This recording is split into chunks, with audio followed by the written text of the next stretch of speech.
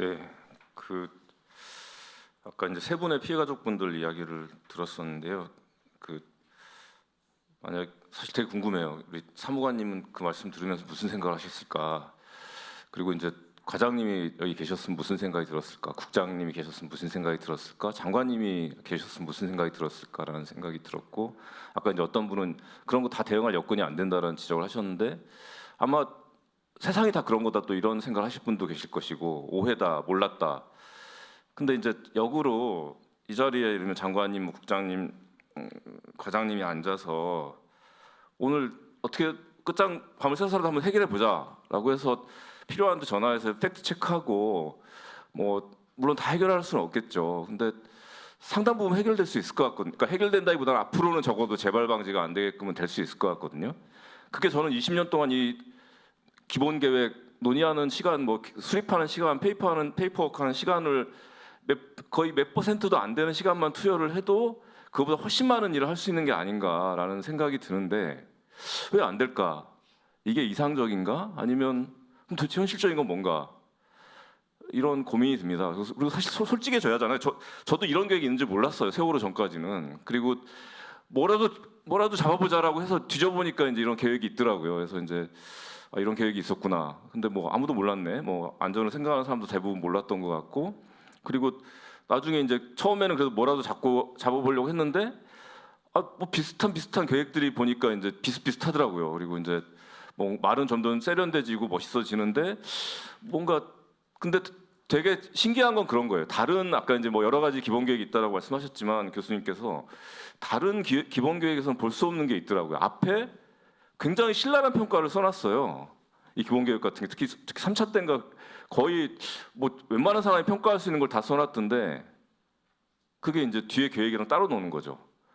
그래서 평가는 다 하는구나. 그래도 사람들이 알긴 아는구나. 이 일을 하는 사람들이. 그래서 이 계획을 어떻게 봐야 하나, 의미는 있는 건가, 그리고 도대체 그동안 어떤 내용이 있었길래 우리는 여기서 이렇게 논의를 하고 있는 건가. 그래서 저는 그냥 냉정하게 보자. 그리고 뭐 굉장히 시기상으로 늦었다고 하지만 저는 뭐 그냥 늦는 건 없으니까 뭐 당장에 뭐 내일이라도 모레라도 뭐라도 뭐 협의를 하고 뭐 이렇게 하면 또 얼마든지 뭐 할 수 있는 것들이 있는 거 아닌가라는 생각이 있고요. 그래서 적어도 이런 토론회를 하면 토론회 끝나고 쪽팔리지는 말자.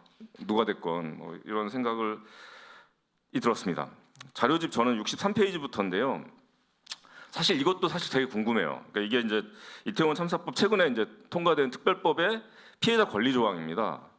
거기에 보면 필요한 정보 제공, 진상조사 과정 등 정부 행정에 참여할 권리, 차별받지 않고 혐오로부터 보호받으면서 필요한 조력을 받을 권리, 개인정보 사생활 보호받을 권리, 기억 추모 애도받게 할 권리, 생활 각종 지원, 필요한 지원 받을 권리, 추모 사업, 공동체 회복 사업 등 후속 사업에 의견을 개진하는 참여할 권리, 배상 보상 권리, 기타 이제 헌법 국제조약 권리. 이것도 마찬가지인데 이 조항을 보고 사무관님 무슨 생각이 드실까? 과장님은 무슨 생각이 드실까? 국장님은 무슨 생각이 드실까? 장관님은 무슨 생각이 드실까? 그런 거잖아요. 실연의 아픔을 심하게 앓고 애증에 대해서 막 정말 알았던 사람은 사랑이라는 단어를 보고도 그냥 울 수 있는데 보통의 사람들은 사랑 같은 소리 하고 있네 이런 반응을 보이는 거잖아요. 그래서 이 조항도 마찬가지인 것 같아요. 저는 진짜 이거 죄송합니다.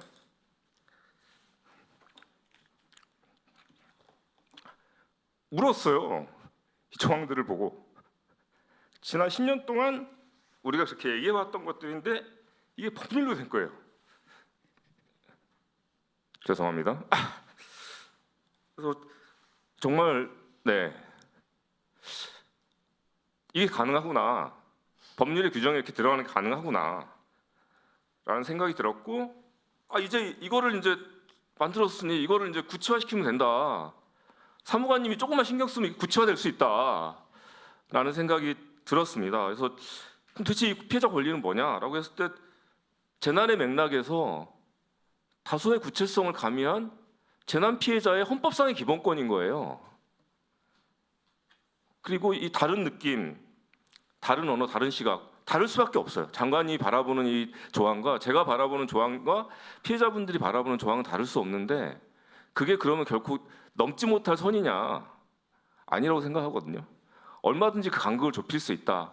그리고 저는 이 계획 자체는 의미가 별로 크게 없을지 몰라도 이 계획은 그 간극을 좁힐 수 있는 하나의 중요한 계기일 수 있다라는 생각을 합니다.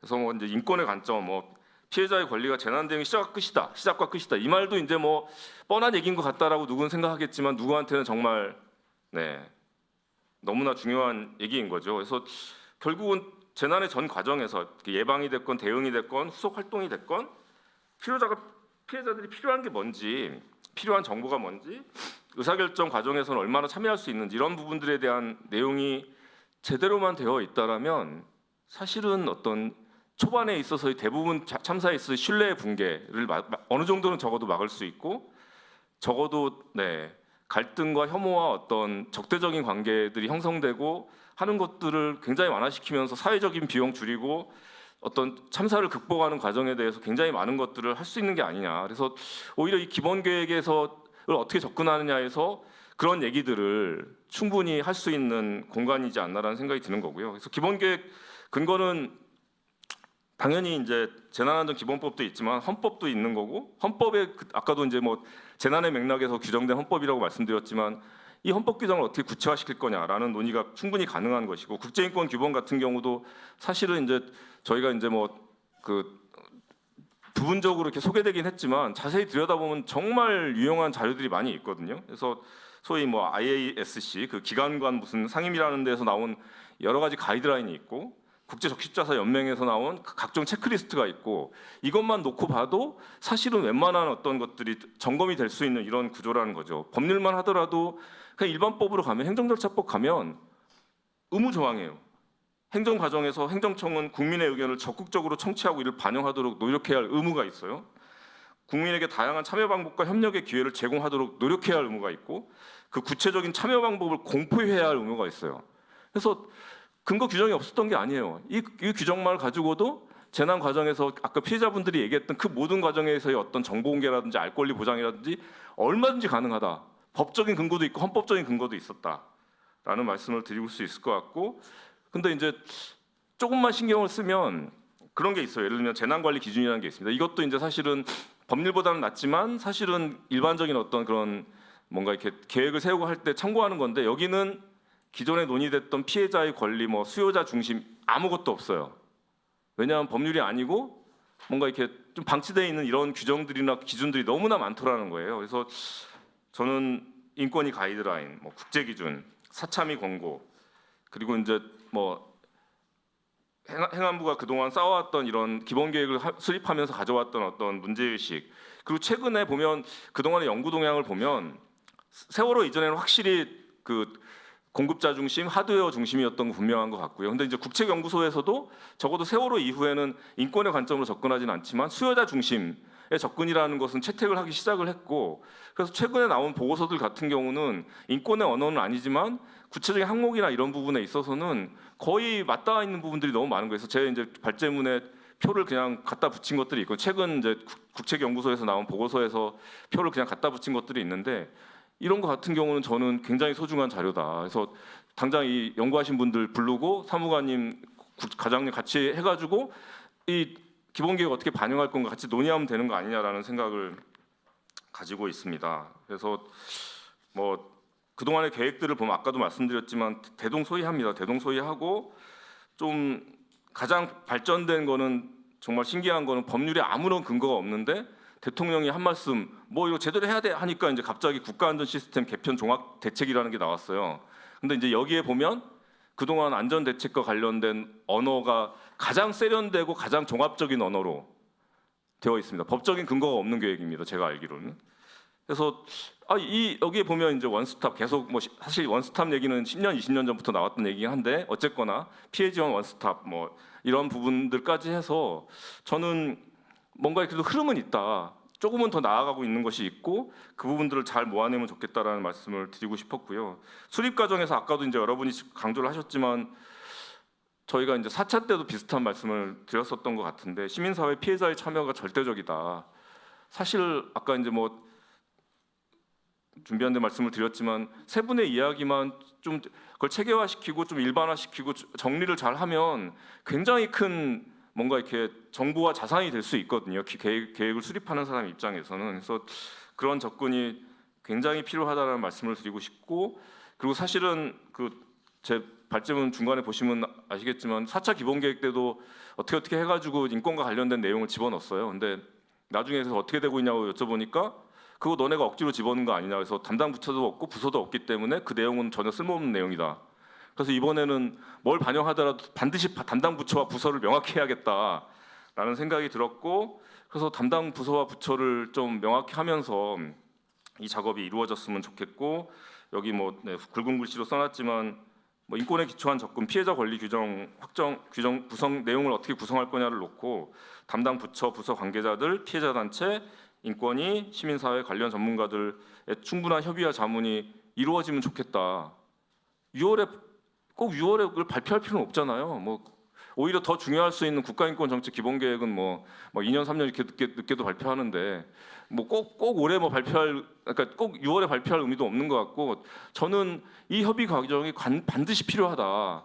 그래서 저는 이제 내일부터 사무관님 연락 기다릴 계획으로 있고요. 그래서 좀 그리고 국가인권위도 좀 계속 매일 전화 드리면서 사무관님 안 받으시면 과장님, 국장님 연락드리고 하면서 좀 이 작업을 반드시 했으면 좋겠다. 지금은 약간은 체계적이지 않게 진행되겠지만 한번 해놓으면 그것의 어떤 효용성이나 의미에 대해서 물론 좀 부대끼는 과정도 있겠지만 의미에 대해서 충분히 공유할 수 있는 게 아닌가라는 생각을 합니다. 그리고 기업과 관련된 부분도 사실은 좀 이제는 고민할 때가 되지 않았냐. 그러니까 마치 뭐 재난 계획은 따로 있고 기업은 그때 처벌할 거냐, 뭐 이렇게 말 거냐, 뭐 돈을 요구할 거냐 말 거냐에 뭔가 이렇게 지엽적이거나 사이드한 얘기로 되는데, 아시겠지만 기업은 결코 재난으로부터 자유롭지 않고 전체 재난 구조에서 기업이 차지하는 비중은 너무도 크다라는 거고요. 사실 피해자 권리 내용 반영 부분은 시간을 너무 제가 끈 것 같아서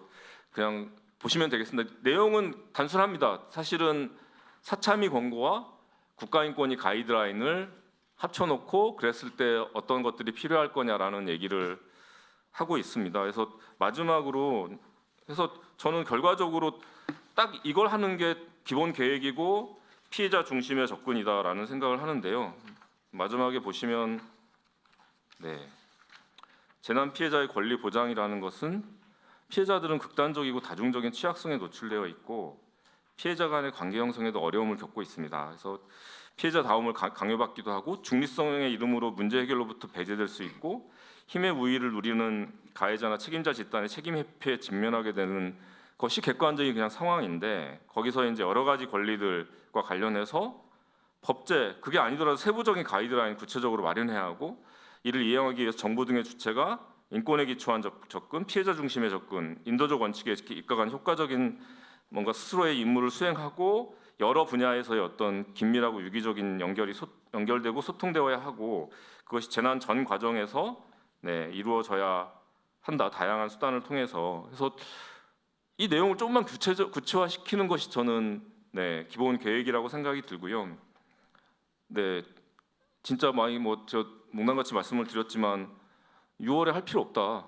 반드시 이번에는 꼭 그런 협의 과정을 거치도록 하자. 그리고 거기에는 옆에 앉아 계신 인권위 관계자분과 사무관님의 역할이 절대적일 것이다. 그래서 미리 감사드린다. 감사합니다.